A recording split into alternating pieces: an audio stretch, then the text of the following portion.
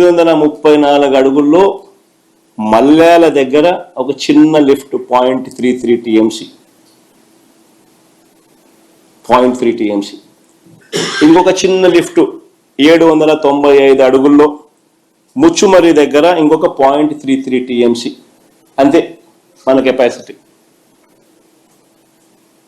అక్కడ 8 టీఎంసీలు, ఇక్కడ మన కెపాసిటీ 0.6 టీఎంసీ కెపాసిటీ. అది కూడా 834, 795. 834లో 0.3 టీఎంసీ, 795లో 0.33 టీఎంసీ. ఇది మన capacity. Srisailam reservoir level full reservoir level 885. పోతిరెడ్డిపాడులో నుంచి డిజైన్ డిశ్చార్జ్ మేరకు నీళ్లు బయటికి రావాలి అని అంటే 881 అడుగులు ఉండాలి. నేను అడుగుతా ఉన్నా, మరి రోజుకు 8 టీఎంసీలో 777 నుంచి 825 అడుగులకే రోజుకి 8 టీఎంసీలు నీళ్లు శ్రీశైలం నుంచి ఖాళీ అవుతా ఉంటే ఎప్పుడు 881 అడుగులు వస్తుంది? ఎప్పుడు శ్రీశైలం నిండుతుంది? ఎప్పుడు నీళ్ళు వస్తాయి? ఎన్ని రోజులు వస్తాయి? మరి కిందున్న రాయలసీమ అయితేనేమి, నెల్లూరు అయితేనేమి, ఈ ప్రాంతాల పరిస్థితి ఏమిటి? ఇప్పుడున్న చంద్రబాబు నాయుడు అనే వ్యక్తి ముఖ్యమంత్రిగా ఉన్నాడు, చిత్తూరు జిల్లాలోనే పుట్టినాడు. కనీసం ఏ రోజన్నా ఆలోచన చేసినాడా పరిస్థితి ఏమిటి అని?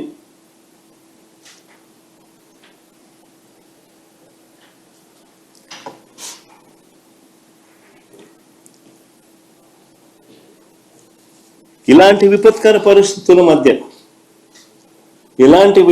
పరిస్థితుల మధ్య మా ప్రభుత్వం అధికారంలోకి వచ్చిన తర్వాత 2019లో ఈ పరిస్థితిని చక్కబెట్టడం కోసం అడుగులు పడ్డాయి. అందులో భాగమే రాయలసీమ లిఫ్ట్ ఇరిగేషన్ ప్రాజెక్టు పెట్టాం. 800 అడుగుల్లోనే మనం కూడా 3 టీఎంసీలు నీటిని తీసుకొని వెళ్ళే వెసులుబాటు క్రియేట్ చేసాం.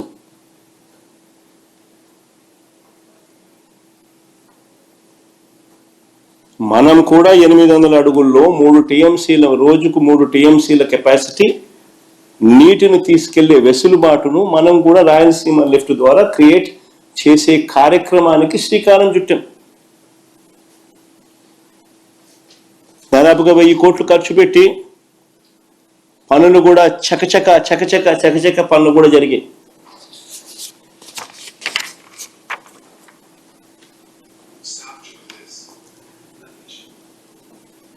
చంద్రబాబు నాయుడు గారు అనే వ్యక్తి మా ప్రభుత్వానికి పేరు వస్తుందని, ఈ ప్రాజెక్ట్ ఎక్కడ పూర్తవుతే ఎక్కడ జగన్కు మంచి పేరు వస్తుందేమో అని చంద్రబాబు నాయుడు గారు తన టీడీపీ కార్యకర్తల చేత దీన్ని అడ్డుకునే కార్యక్రమంలో భాగంగా కేసులు కూడా వేయించిన వ్యక్తి చంద్రబాబు నాయుడు.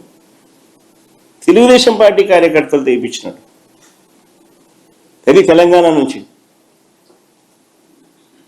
వాళ్ళు ఏపీలా చంద్రబాబు నాయుడు వేయించినాడు. ఆయన తెలుగుదేశం కార్యకర్తలు.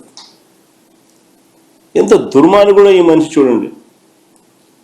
అయినా సరే రాయలసీమ, దిగువన నెల్లూరు ఈ రైతులకు మేలు చేయడం కోసం తాగునీటి అవసరాలను దృష్టిలో పెట్టుకొని ప్రాజెక్టును ముందుకు కదిలించాం, ముందుకు కొనసాగించాం. ప్రభుత్వం మారిన తర్వాత దురదృష్టవశాత్తు నిజంగా ఈ ప్రాంతపు రైతన్నల దురదృష్టం ఏమిటి అంటే మా ప్రభుత్వం రాకపోవడం. మళ్ళీ ప్రభుత్వం మారిన తర్వాత ఈ ప్రాజెక్టుకు మళ్ళీ చంద్రగ్రహణం పట్టింది. రహస్య ఒప్పందం చేసుకుని రాష్ట్రానికి, రాయలసీమకు తీరని అన్యాయం చేశాడు చంద్రబాబు నాయుడు. కేవలం జగన్కి ఎక్కడ క్రెడిట్ వస్తుందో అని చెప్పి.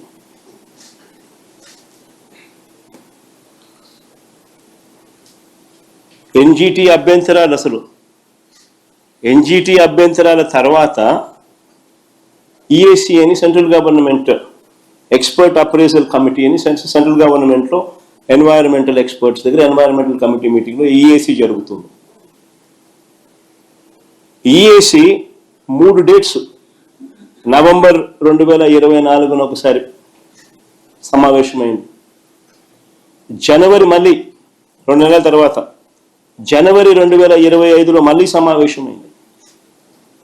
మళ్ళీ మూడోసారి ఫిబ్రవరి 27, 2025 సమావేశమైంది. 3 సార్లు మీటింగ్ పెడితే చంద్రబాబు నాయుడు గారు రాష్ట్ర ప్రభుత్వం తరఫున కనీసం నోరు మెదపలేదు.